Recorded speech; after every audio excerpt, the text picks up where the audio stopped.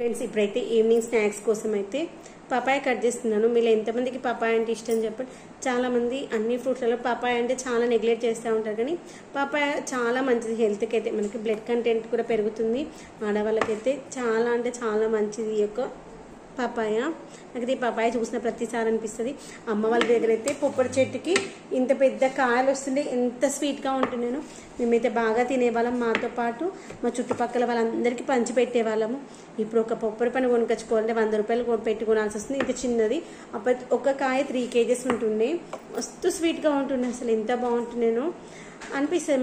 మనకు పొలాలు ఉండి మనకు కాస్త ప్లేస్ ఉంటే ఇలా ఆర్గానిక్గా పండించుకున్నాం అనుకోని ఫ్రూట్స్ వెజిటేబుల్స్ చాలా హెల్త్ చాలా మంచిది కదా. అందుకేనేమో ఇప్పుడు నాకు కూడా అమ్మ వాళ్ళ అలా మంచి అన్ని పండించినవి తిన్నాను కాబట్టి నాకు కూడా ఇలా ఆర్గానిక్గా ఉన్న ఫుడ్ పండించి ఇవ్వాలని ఇష్టం.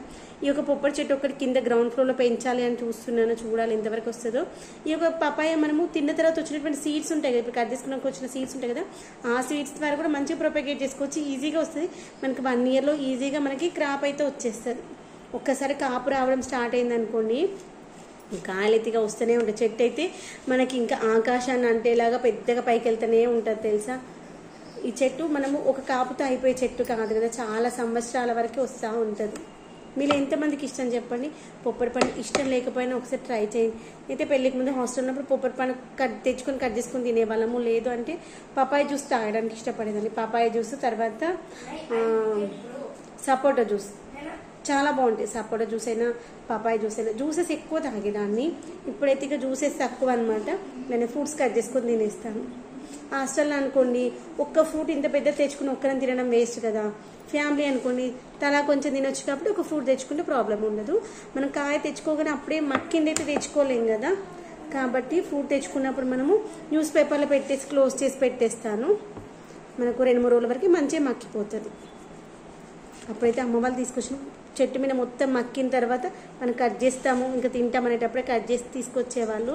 మస్తు స్వీట్గా ఉంటుంది అసలు. అప్పుడైతే ఎక్కువగా మేము పొలంలో వచ్చినవి తినేవాళ్ళం. అసలు బయట వచ్చేటువంటి ఫుడ్ తినడం అంటే తర్వాత అమ్మ వాళ్ళు లేకముందే ఆ యొక్క బయట ఫుడ్ అంటే ఏంటి అనేది చూస్తున్నాము. ఫ్రూట్స్ అయినా వెజిటేబుల్స్ అయినా అన్ని పొలం దగ్గర వస్తున్నాయి. జామకాయల సీజన్లో జామకాయలు, మామిడికాయలు, సీతాఫలాలు, ఇలా పొప్పడికాయలు మస్తు ఉంటుండే అసలు. దానిమ్మలు కూడా మస్తు వస్తుండే. అన్నీ ఆర్గానిక్, దానికి ఏ మందు లేకున్నా సరే. ఒక్కసారి అవన్నీ కూడా మళ్ళీ మనము మొక్కలు తెచ్చి పెట్టినవి ఏం లేవు. మనం తిన్నాక మిగిలినటువంటి ఇప్పుడు ఇది ఉంటాయి కదా, ఇవి కట్ చేసినవి వేసేవాళ్ళం అంతే. వాటితోనే మంచిగా వస్తుంది. మా తమ్ముడు పెట్టిండు సీతాఫలం కాదు అదేంటి దానిమ్మ చెట్టు అయితే మస్తు కాయలు వస్తుంది. ఆ దానిమ్మ చెట్టుని చూసినప్పుడు మా తమ్ముడే గుర్తుకొస్తుంది. మనం ఇంట్లో తినేసి పక్కన పాడేసినప్పుడు అవి విత్తనాలు మట్టిలో పడేసి మొలకలు వస్తాయి కదా, వాటిని పెట్టాం మస్తు వస్తుంది. జామ చెట్లు కూడా అట్లే పెంచుతాయి. స్వీట్గా ఉంది. ఎలా ఉంటుంది ఏంటంటున్నాం. ఇప్పుడు కట్ చేసినప్పుడు వచ్చిన తొక్కలు ఉంటాయి కదా, వీటిని అసలు పాడేయకండి. మొక్కలకి వేస్తే మంచి ఫర్టిలైజర్గా యూజ్ అవుతుంది. లేదంటే వాటర్లో నానబెట్టేసి ఒకరోజు మొక్కలకు స్ప్రే చేయండి. లేదంటే మనము రైస్ ఫర్మెంటెడ్ జ్యూసెస్ చేస్తాం కదా, దాంట్లో వేసేయండి. బెల్లం ప్లేస్లో అలా కూడా బాగుంటుంది.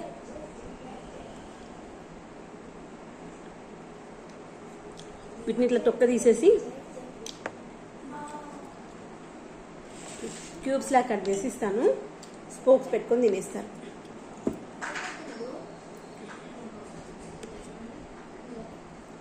వీటికైతే మనము ఎలాంటి ఫర్టిలైజర్స్ ఇవ్వకపోయినా, మందులు వేయకపోయినా ఈజీగా పండుతుంది. ఇదిగోండి ఇంకా రాలేదు. కొన్నింట్లో బాగా వస్తాయి. కొన్ని దీనిపైన ఇది వస్తే చూడండి, ఇది తీసేసేయాలి. తీసేస్తేనే ఫ్రూట్ బాగుంటుంది. ఈ లోపల వచ్చేది ఈ యొక్క ఫ్రూట్ లోపల సీడ్ ఫార్మేషన్ కోసం వస్తుంది చూడండి, ఇది తీసేసేయాలి.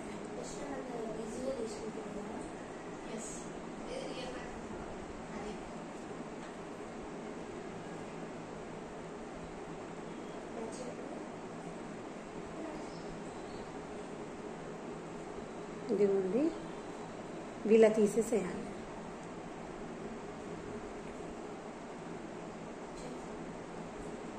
తీసేసి వీటిని క్యూబ్స్ లా కట్ చేసాను. చిన్న చిన్న ముక్కలుగా కట్ చేసి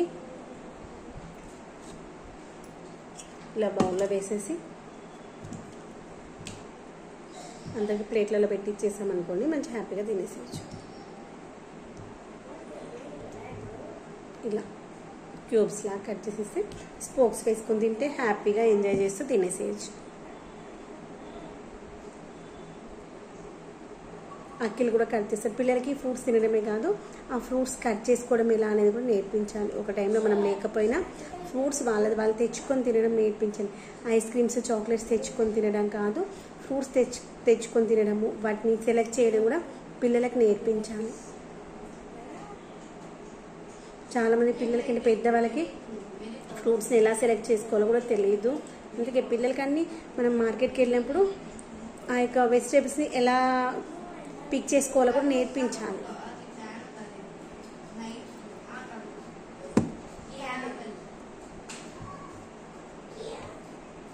ఇవన్నీ ఇలా కట్ చేసి అన్నింటినీ పక్కన పెట్టేసుకుందాం.